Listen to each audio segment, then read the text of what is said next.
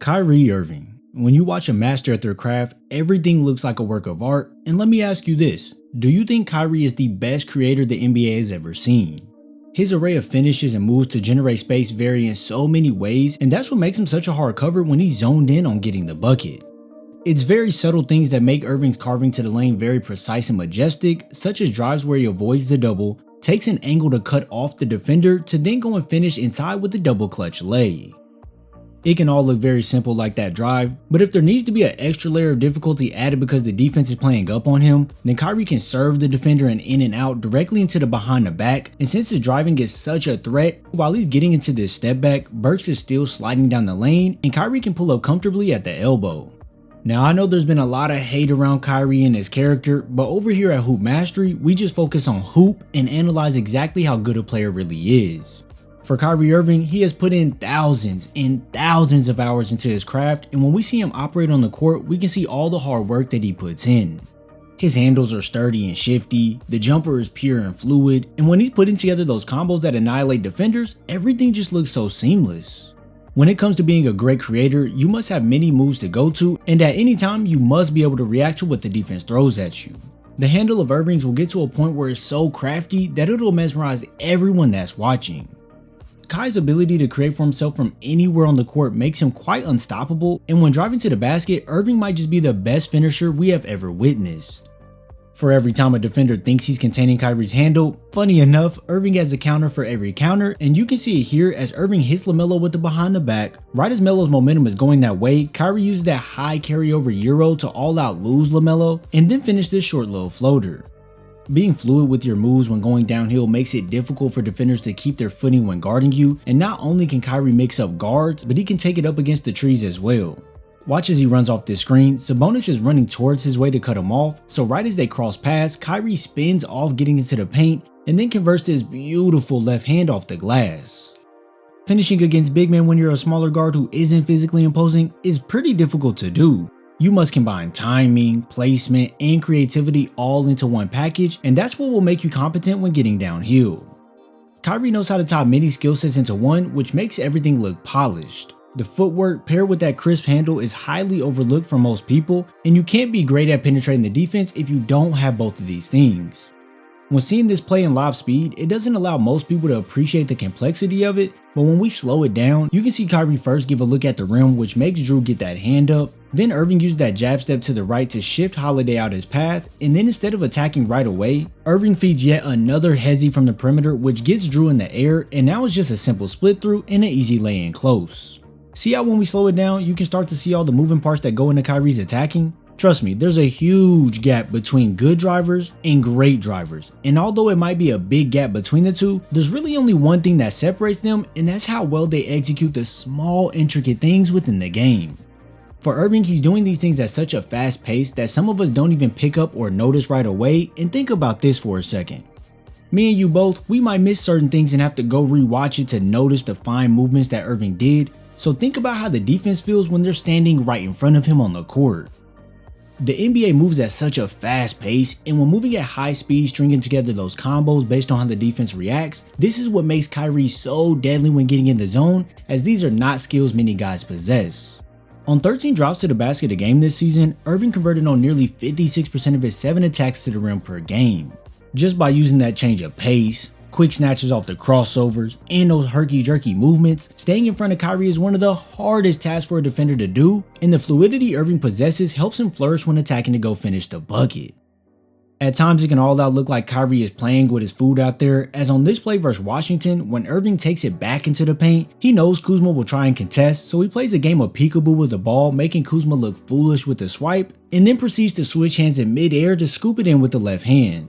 You can call him a magician, a wizard, a savant, I mean say whatever you want, because plays like that make you really question if Kyrie is just trying new things out on the floor, or if he's actually taking the time to practice it. I know personally, if I'm the defense, it would make me frustrated when I think I have a good contest on him, and then he pulls out one of these stunts just making it all look effortless. I mean, for example, it's like this iconic bucket over Kawhi that will forever be a jaw dropper.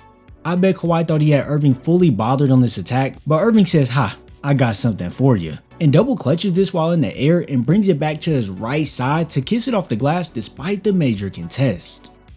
That right there, ladies and gentlemen, is what you call putting a dagger in the defense's heart.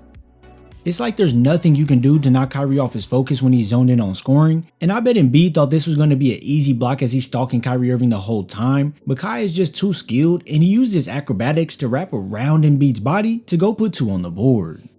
There's so much that goes into Kyrie's craftiness when getting to the basket, it's truly ridiculous. Irving has the skill set to play the glass with either hand in high difficulty situations. He can find that little amount of space to get it up and around bigger defenders when he's in the air, and he can also throw the defense off his path with those shifty crossovers which make life easier for him once he's getting in close. I know most people will ooh and ah over the glitz and the glamour of Kyrie's game, but it's not just those extra flashy layups that help him convert in close to the basket. You'll have these times where instead of running into trouble getting trapped on the baseline, Irving will quickly euro back towards the middle of the floor, which cuts off the man right behind him, but it also throws off the help, making him lunge in the air, and now it's a gimme on the other side. Other times when he's attacking from the same angle, instead of euroing into the paint, Kai knows the help side big is in the paint already, and he has the super athletic Zion Williams in front of him. So this time he spins off away from the paint, and just being Kyrie, he tosses this up with the left hand, dropping it in, adding in a little extra flair. So honestly, it's safe to say that when Kyrie gets the momentum pushing into the lane, as a defender, you have to expect the unexpected. Being such a smaller guy who doesn't play any sorts of bully ball or extra fast-paced 100 miles per hour game, it's amazing to see how well Irving operates when getting in close. And when we look at his conversion rate on all shots in the restricted area, Kyrie converted on 68% of his 238 field goal attempts. And if we're to drag it out just a little bit further, on all shots within the 8 feet range, Irving connected on 61% of his 362 attempts from this area. So not only is Irving going to cook you once he gets to the basket and do those crazy layups, but if needed, Irving can pull it out a little further and torch you as well. It's crazy to think that Irving has all these variations and tricks to make the defenders look like cones, and just when you think you contain Kyrie, he can then light you up from behind the arc, whether it's off the dribble or off the catch, and he can also embarrass you with that handle to then get into that mid-range pull-up. Being on an island that far out with Kyrie with no life jacket is truly a recipe for disaster. I know for a defender it can get crazy in their heads guarding Irving because he has these crossovers, he might pull up, he might go to the rim, he might spin, he might hezzy. I mean, there's just so many things he might do, and it keeps him unpredictable to most defenses. As a guard in today's league, you cannot afford to be predictable or else you won't find your openings, so it's key to have many tools in your back pocket to throw at the defense. Like when getting into this pull-up, Irving gets cut off at the elbow, but then he changes directions while feeding this hezzy. This gets McDaniels off his feet. So now once Kyrie pushes to the left, he stops abruptly on a dime, and by the time he's already rising up, it's just too late for the contest to even bother him. These combos he throws out just makes the defense keep dancing on the floor, and for Kyrie, he's always leading the salsa. That mid-range will get real scary since Kyrie can handle the ball like a god, and when you're draining nearly 50% of your mid-range jumpers, it's really all up to you how you're going to pick the defense apart. Not only can he pull up on you in that in-between area, but now since the defense is hyper aware of the drive and the mid-range pull-up, well now when he snatches back aggressively, it opens up tons of space and he can let it fly from deep. The amount of separation Kyrie creates from him and his defender is crazy, and with his smooth shooting stroke, it's like you can already put the points on the board. It's hard to predict when he will pull up because he's amazing at shooting from anywhere and everywhere on the floor, and he has the elite handle to navigate through traffic to get to any spot he wants to. Having an offensive package this versed is only something you see from all-time greats and soon-to-be greats. With Kyrie, he has polished his offensive game to a degree where it makes you actually think, does he have the most elite offensive package in NBA history? Now I'm not saying he does or he doesn't, that's for us to debate in the comments. Having a move to counter anything the defense throws at him is what makes him so special, as you can't really shut him down for too long. Sure, players go through slumps and things can get ugly at times, but it's the greats who prevail through that and come back better than ever. From Kyrie Irving, we have seen that time and time again, and he has solidified himself in my eyes as one of the greatest basketball players I have ever seen.